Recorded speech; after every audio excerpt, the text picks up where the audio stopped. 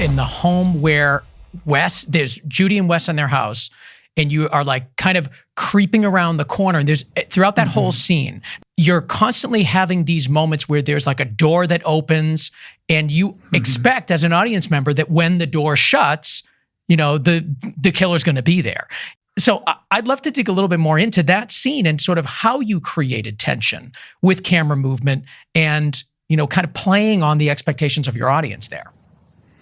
Sure. Yeah. I mean, that was a really fun scene to shoot, and obviously very aware of kind of the, you know, almost absurdity of it. You know, the fact that we keep teasing that, you know, Ghostface is going to pop out from, you know, behind the cabinet, behind the fridge, behind, you know, whatever it is.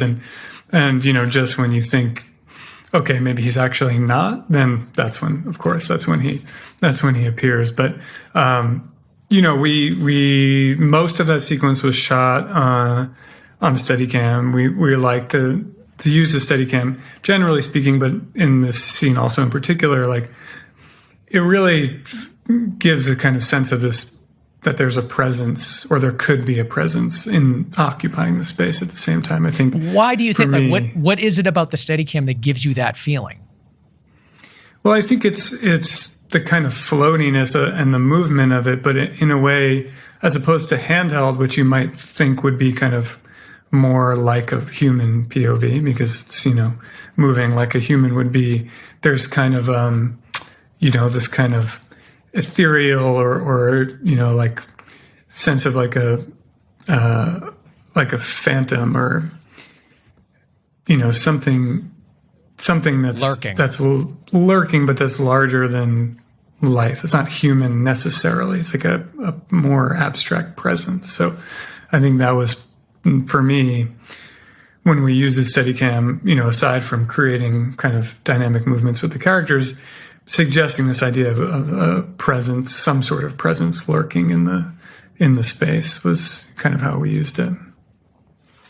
And I think that what I also like is that you play on vulnerability in that moment. Like at the beginning of the scene, Wes is in the shower, and you think that is the natural place to kill someone because it's just kind of a classic thing to do. You don't do it.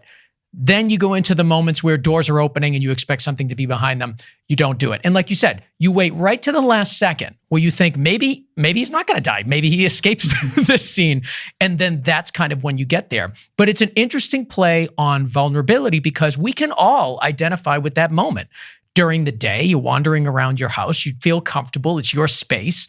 But having a feeling like something is there. Was that also...